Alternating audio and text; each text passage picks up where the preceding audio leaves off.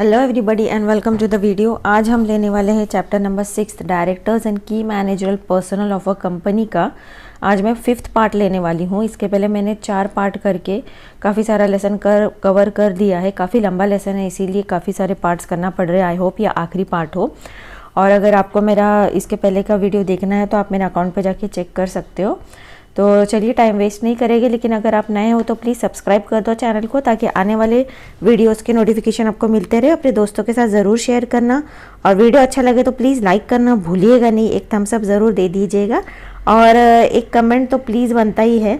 मैं आपके कमेंट्स के लिए काफ़ी वेट करती हूँ, तो प्लीज़ कमेंट कर दीजिएगा, मुझे बहुत अच्छा लगता है। तो चलिए शुरू करते हैं। आज हम लेंगे सेक्रेटरियल ऑडिट अंडर सेक्शन 204, इसका मीनिंग लेने वाले हैं हम। ओके, तो चलिए शुरू करते हैं। This is an audit which checks the compliance of various legislations including companies act and other corporate and economic laws applicable to the company 93। Okay, अभी इसका मतलब ये है कि हर कंपनी को, एक्चुअली आपने ऑडिट वर्ड तो सुना ही होगा। ऑडिट का मतलब क्या होता है कि चेक करना कि जो भी गवर्नमेंट ने रूल्स लेट डाउन किए हैं इन रिलेशन विथ कंपनीज, तो ये आपका कंपनी सही तरह से वो रूल्स फॉलो कर रहा है कि नहीं कर रहा है।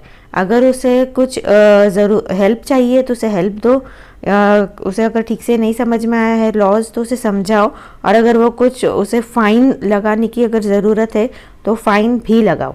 Okay, this is an audit which checks the compliance of various legislation मतलब जो भी लॉज लेट डाउन कर दी गए हैं, इंक्लूडिंग कंपनीज एक्ट, मतलब सिर्फ लॉ तो लॉ है, लेकिन कंपनीज एक्ट भी जो है, जिसे हमने बहुत बार ये वर्ड यूज़ किया है, companies act and other corporate and economic laws, मतलब जहाँ जहाँ पर अलग अलग लॉ में अगर आपका कंपनी बैठता है, फिक्स बैठता है, तो सभी आपके कंपनी को पूरी तरह फॉलो करने होंगे वो लॉज। ओके, उसका ऑडिट किया जाएगा। ऑडिट मतलब क्या? चेकिंग। जैसे कि आप एग्जाम देते हो, उसके बाद में आपके टीचर्स जो होते हैं वो पेपर चेक करते हैं, तो इन शॉर्ट वो क्या कर रहे हैं? आपका ऑडिट कर रहे हैं। देन इम्पोर्टेंस क्या है अभी इसका फ़ायदा क्या है देखते हैं। It is a mechanism to monitor compliance requirement, मतलब ये एक मशीन जैसा हो जाएगा, ये जो कि आपको हेल्प करेगा मॉनिटर करने या चेक करने कि आपने सही तरह से हर चीज़ की है या नहीं। नेक्स्ट देख लेते। It aims at detecting errors mistakes in compliance mechanism. अभी आपने भले अपनी तरफ से आपको लगता है कि आपने सब कुछ ठीक तरह से कर दिया है, जो भी rules and regulation let down थे अलग अलग लॉ में, लेकिन फिर भी कई बार ऐसा होता है कि कहीं ना कोई छोटी मोटी चीज़ रह ही जाती है, कोई दिक्कत रह ही जाती है। तो इस ऑडिट की वजह से क्या होता है कि आप डिटेक्ट कर लेते हो, मतलब आपको समझ जाता है कि आपने किधर कुछ कमी रह गई है और आपको पूरा करना है, या कोई मिस्टेक हो गई है। It prevents the company from the risk and losses due to non-compliance, losses due to non-compliance। अब कई बार ऐसा होता है छोटी मोटी गलती की वजह से बहुत बड़ा रिस्क हो जाता है कंपनी को, भले फाइनेंशियली हो या फिर उसका एक गुडविल की तरफ हो, बहुत सारा लॉस उसको झेलना पड़ सकता है। तो अगर ऑडिट हो जाएगा तो बेटर होगा, उसकी मिस्टेक्स जो है वो सॉर्ट आउट हो जाएगी, और कंपनी का गुडविल भी बना रहेगा, और उसको फाइनेंशियल लॉसेस भी नहीं झेलना पड़ेगी, और रिस्क जो है वो भी कम हो जाएगा। It gives confidence to regulators मतलब कौन? जो उसको चला रहे, like board of directors, management जो कि बोर्ड ऑफ डायरेक्टर्स के अंडर आएंगे, स्टेक होल्डर्स जो है जिनके पास शेयर से कंपनी के, in following a discipline approach of evaluation and improve effectiveness. इससे क्या हो जाएगा? एक प्रॉपर डिसिप्लिन बना रहेगा, कि एक अंदर से डर बना रहेगा कि नहीं ऑडिट होगा तो चेकिंग होने वाली है, तो अपना काम ईमानदारी से करो। इवैल्यूएशन होता है, चेकिंग होता है, एंड इम्प्रूव इफेक्टिवनेस मतलब अपना पूरा जी जान लगा के कंपनी का काम लोग सब अच्छे से करते हैं। देन रिस्क मैनेजमेंट भी है, तो रिस्क मैनेजमेंट भी कंट्रोल रहता है, कंट्रोल एंड गवर्नेंस भी रहता है। Then applicability of secretarial audit under section 2041, ये देख लेते हैं, एप्लीकेबिलिटी देख लेते हैं। एवरी लिस्टेड कंपनी किस पर अप्लाई होगा, ओके, मतलब किस के लिए ये लागू है ऑडिट करना। तो एवरी लिस्टेड कंपनी मतलब क्या?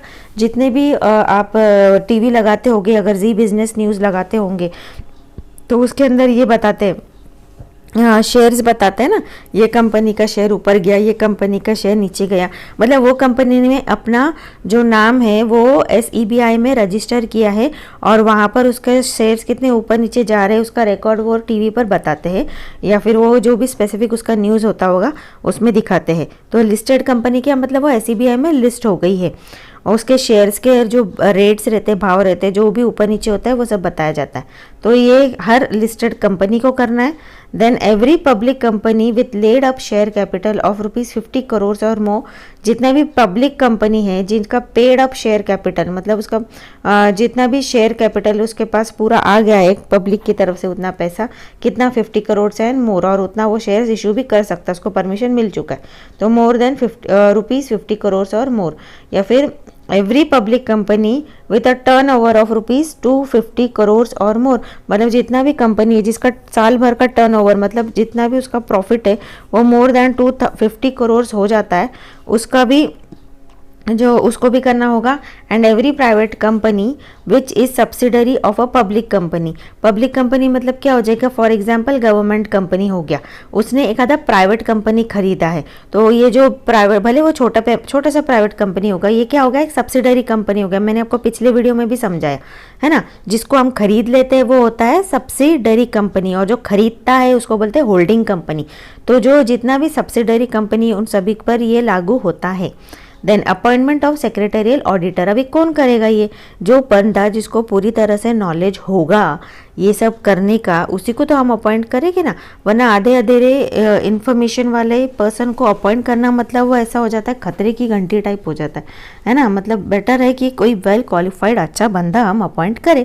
So only member of ICSI holding certificate of practice can conduct secretarial audit and finish the secretarial audit report.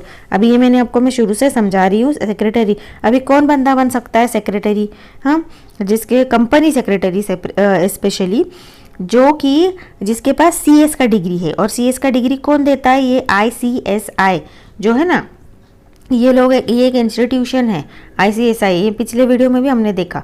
तो ये लोग क्या करते हैं, जैसे कि आपका महाराष्ट्र बोर्ड हो गया है ना, SSC बोर्ड हो गया, ये लोग क्या करते हैं आपका एग्जाम ऑर्गेनाइज करते हैं, आप पास आउट हो जाते हो तो आपको सर्टिफिकेट भी देते हैं वो लोग। तो ऐसे ये जो ICSI ये इंस्टीट्यूशन है ये SCS का सिलेबस डिज़ाइन करता है, उसको डिग्री भी देगा, पास आउट भी होगा, मतलब वो आपको स्टैंप लगा के दे देता है उस पर्सन पे कि इसके पास पूरा क्वालिफिकेशन है और इसके पास डिग्री है और ये एलिजिबल है कि ये आपका ऑडिट करे। तो ऐसे पर्सन को हम ऑडिट करने के लिए देंगे और इसको सेक्रेटरी बनाएंगे। Then this appointment is made by the board of directors of their meeting by passing a board resolution. अभी ये तो जाहिर सी बात है, अभी एक बोर्ड ऑफ ये हम मीटिंग रख लेंगे उसके अंदर बोर्ड ऑफ डायरेक्टर्स का, और वो एक रेजोल्यूशन पास कर देंगे कि ये बंदे को हमने सेक्रेटरियल ऑडिट करने के लिए बना दिया गया। This appointment should be preferably made in the beginning of the financial year. ये फाइनेंशियल ईयर कब स्टार्ट होता है, अप्रैल महीने में है ना, from March two 31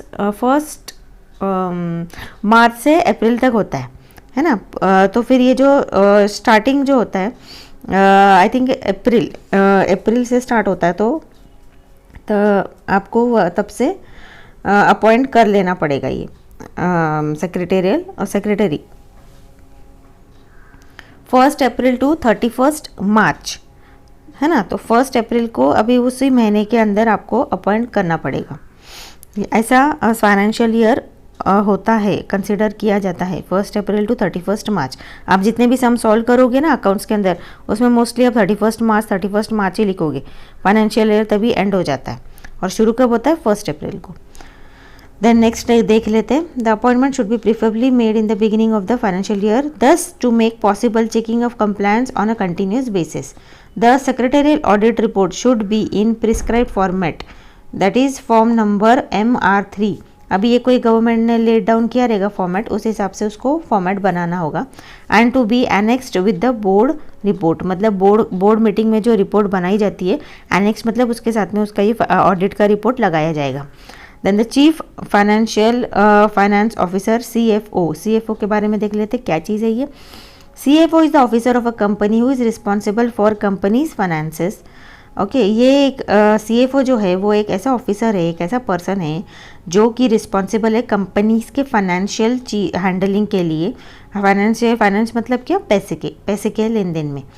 this extends to financial planning. अब इसमें ये क्या क्या करेगा, इसका रोल क्या क्या है। इसका रोल ये है कि ये फाइनेंशियल प्लानिंग मतलब कहाँ कहाँ पैसे खर्च करने हैं, कहाँ कहाँ कौन से प्रोजेक्ट में कितना लगाना है वो सोचेगा ये।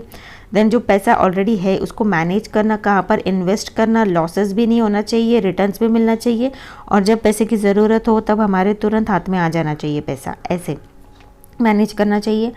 देन फाइनेंशियल रिस्क जो है उसे भी हैंडल करना आना चाहिए उसको। फाइनेंशियल रिस्क मतलब लॉसेस भी है, कई तरह से सिचुएशन बाहर की ऐसी, जैसे कि पेंडेमिक चल रहा है अभी, तो सिचुएशन ऐसी हो जाती है कि अचानक बहुत सारी रिस्क आ जाती है, फाइनेंशियल रिस्क आ जाती है। तो अगर पैसे बाहर मतलब सेल हमारा अगर बंद हो गया प्रोडक्ट का, तो एट प्रेजेंट अगर हमें लोगों का सैलरी देना है, सब कुछ हैंडल करना है, तो वो रिस्क हो जाता है ना, फाइनेंशियल रिस्क हो जाता है। तो ऐसे मौके पर भी हमारे पास सफिशिएंट पैसा होना चाहिए। एम्प्लॉय को पेमेंट देना है, कस्टमर को एम्प्लॉय को पेमेंट देना है, हमारे क्रेडिटर्स को पे करना है, डिबेंचर होल्डर्स को पे करना है, शेयर होल्डर्स को पे करना है। तो ये ऐसे टाइम के लिए हमारे पास ये फाइनेंशियल रिस्क हो गए। तो ऐसे टाइम के लिए हमारे पास प्रॉपर पैसा होना चाहिए, तो इसका मैनेजमेंट भी सही होना चाहिए। Then record keeping and financial reporting. Record keeping मतलब ये अपने जो बुक्स ऑफ अकाउंट्स होते हैं ये प्रॉपर मेंटेन रखना चाहिए, balance sheet, profit and loss account etcetera. CFO helps in analysing and recognising company strength and weakness. ये जो बंदा होता है इसको प्रॉपरली इसको स्टडी होना चाहिए पूरे कंपनी का, कि कंपनी का स्ट्रेंथ कौन सा साइड है और वीकनेस कहाँ पर है। This leads to take immediately corrective actions with respect to finances of the company. इसके वजह से क्या हो जाएगा, अगर उसको वीकनेस और स्ट्रेंथ पता है तो कभी अगर ऐसी सिचुएशन आ जाती है कि उसे कोई प्रॉब्लम आ जाती है, तो कई सारे वो सही स्टेप्स लेकर कंपनी को बचा सकता है। The CFO is responsible for presenting and reporting accurate and timely financial information of the company. CFO जो होता है वो उसके ऊपर हम भरोसा भी करते हैं और वो रिस्पॉन्सिबल भी होता है कि वो सही वक्त पर एक्यूरेट और सही इन्फॉर्मेशन कंपनी को प्रोवाइड करे जब भी ज़रूरत हो। Then imports by CFO make the basis of the board report. ये तो मेन जान होती है ओके बोर्ड रिपोर्ट की, उसके बेसिस पे इंपॉर्टेंट डिसीजन ले सकते हैं board of directors. Then CFO is appointed as a regular employ in the role of company और may be on contractual basis for a certain period of time. इसे हम permanent employ करके भी ले सकते हैं या फिर इसे हम ऑन कॉन्ट्रैक्चुअल बेसिस भी ले सकते हैं, जैसे कंपनी डिसाइड करेगी वैसी। Then CFO need not be the director of the company. CFO is compulsorily required to sign audited financial statement of the company. जो CFO है ज़रूरी नहीं कि वो डायरेक्टर ऑफ द कंपनी होना चाहिए। Then CFO is compulsorily required to sign audited financial statements of the company, मतलब जितना भी ऑडिट किया जाता है कंपनी के अंदर वो सभी प्रॉपरली इसी बंदे से साइन किया होना चाहिए। अभी हम डिस्टिंक्शन बिटवीन देख लेते हैं। Distinction between director, managing director. Okay, then meaning of director क्या है, ये आपको अच्छी तरह से पिटपैट करना होगा ताकि अगर ये एग्जाम में आए तो आप अच्छी तरह से पॉइंट्स लिख सके। मैं रीड आउट कर देती हूँ। Director meaning director is the elected representative of the share holders of the company. Okay, इसे कौन अपॉइंट करता है, share holders. Then managing director represents the board in the day to day activities of the business. ये पूरा जो भी हर रोज़ का जो काम होता है वो बोर्ड मैनेजिंग डायरेक्टर्स देखते हैं। Then appointment is elected at the annual general meeting by the members of company director and managing director appointed by the board of directors. The number of companies मैं just read out कर लेती हूँ okay. Then a director can work in 20 companies at a time, out of which not more than 10 public companies at a time. Then a person can be a managing director of 2 companies at a time by passing an unanimous resolution by the board of the second company. Then tenure देख लेते कितना होता है। Director of public company retire by rotation. 1/3 independent director is not liable to retirement by rotation. This post can have maximum tenure of 3 years। और वही managing director appointment of managing director is made for a term of 5 years। Then position क्या है, director is only a person और member of the board. and this is the post of dual identity. Managing director is the director on the board. MD is the head of the management of the company by being a whole time manager. Then remuneration salary कितना होता है?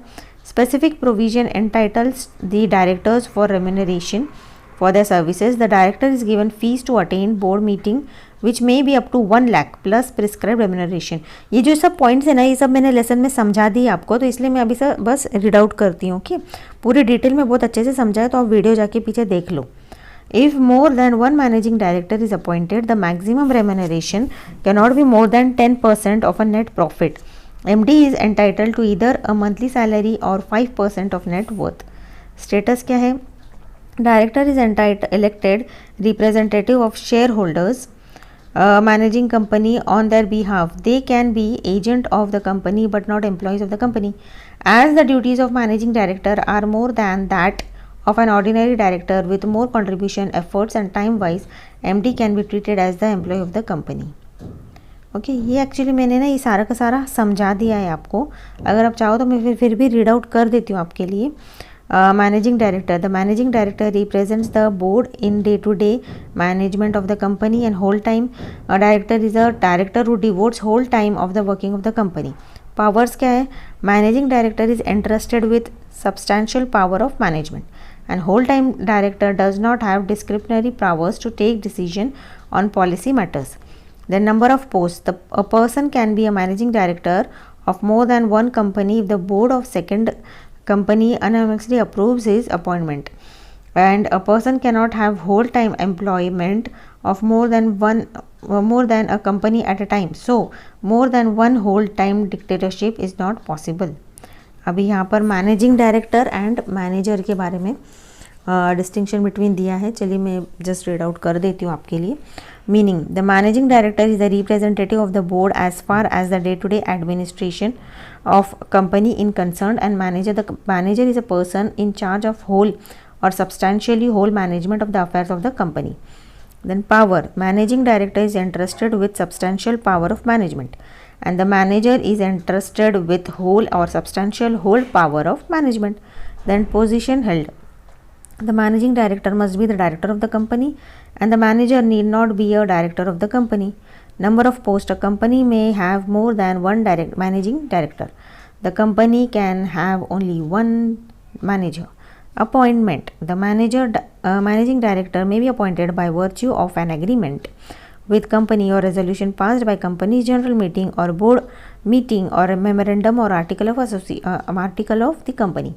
Then manager is appointed under a contract of service. Remuneration, in case of more than one managing director, the maximum remuneration payable would be 10% of the net profit. And maximum remuneration of a manager cannot be more than 5% of net profit. अभी summary है, ये देखिए summary इतना है. चलिए मैं read कर दूँ क्या आपके लिए. वैसे तो हमने पूरा लेसन कर लिया है, लेकिन चलिए फटाफट रीड कर लेते हैं summary. A strong organizational structure is needed in company to take care of its unique feature of separate ownership and management. The board of directors, this is the highest body with extensive powers comprising of several directors who are expert in their fields and appointment as per provision of the act. DIN, it is a unique identification number required by every individual who intends to be the director of the company. Role of the directors, act in the capacities of agent of the company representing the company, managing partner conducting management and administration for and on behalf of shareholders and trustee guarding the interest of the company. Key managerial personnel of the company, it consists of the managing director, company secretary, chief financial officer, whole time director. KMP strengthens the efforts of board to ensure efficient and lawful complaint management of company. Then secretarial standards, SS, it aims at standardizing diverse secretarial practice prevailing in corporate world. Noteworthy, it is legally adopted in India. There are 10 SS prepared and issued. The SS1 and SS2 are approved by the central government and mandatory to be observed by all companies in India. Secretarial audit, it is the audit which verifies the compliance of different legislations including functioning of the company. A member of Institute of Company Secretaries of India holding a certificate of practice can conduct secretarial audit and prepare secretarial audit report in form number MR3, which is to be annexed to the board report. अब यहाँ पर exercises है, मैं कोशिश करूँगी कि बाद में जैसे ही मेरा ये पूरा सब्जेक्ट हो जाए हर एक लेसन के आपको फटाफट पूरे आंसर्स दे दूँ, पर एक्सप्लेन तो मैंने ऐसे किया है कि आपके सामने कोई भी क्वेश्चन रखो तो आप आंसर कर ही दोगे। तो आई होप आपको ये चैप्टर समझ में आ गया होगा। लेकिन मैं प्लीज़ अगर आप नए हैं तो सब्सक्राइब कर दो, और यहाँ पर मुझे थैंक यू कहना है उन प्यारे प्यारे बच्चों को जिन्होंने कमेंट किया है। तो चलिए शुरू करते हैं। थैंक यू बोलना। द फास्ट एंड मास्टर, उन्होंने थैंक यू कहा है, आपको भी थैंक यू कमेंट करने के लिए। देन WR3D नेटवर्क, उन्होंने कहा है मैम इकोनॉमिक्स एंड BK का भी वीडियो प्लीज़ बनाओ, तो ज़रूर बनाऊंगी मैं, जैसे ही SP ख़त्म होगा नेक्स्ट सब्जेक्ट में स्टार्ट कर दूंगी ma'am please. Then please class 11 का इकोनॉमिक्स एंड BK का भी वीडियो अपलोड करो ma'am. Okay, Yasmin Shaikh, thank you आपके लिए भी। Then Pawan Rathod, thank you so much, आपको भी thank you, you are always welcome. Yasmin Shaikh, Ram Kumar, Santosh Nikam, आपके लिए थैंक यू सो मच। आपके बहुत अच्छे मुझको ये लगे कमेंट्स लगे, थैंक यू आप सभी के लिए। आप प्लीज़ सब्सक्राइब करें, अपने दोस्तों के साथ शेयर करें। अभी हम एक फैमिली का हिस्सा हो गए हैं, हमारा पूरा फैमिली बन गया है ये तो ये चैनल, तो प्लीज़ जितना हो सके अपने दोस्तों के साथ शेयर करें। मैं जल्द आऊँगी अगला वीडियो लेके। अगला लेसन हम लेने वाले हैं, मैं आपको बता देती हूँ, ये लेंगे हम। ओके, 7 कंपनी मीटिंग, इसका फर्स्ट पार्ट होगा। ओके, तो ये हम कवर कर लेंगे। देखते हैं, ये भी अगर थोड़ा लंबा वीडियो हो लेसन होगा तो शायद ये भी पार्ट्स में बनाना पड़ेगा। डोंट वरी, मैं बना दूंगी। कैसे लगा वीडियो, आपको क्या दिक्कत आ रही है, क्या समझ में नहीं आ रहा है, मुझे बताओ, मैं आपको एक्सप्लेन कर दूँ। Okay, thank you, bye bye, have a good day.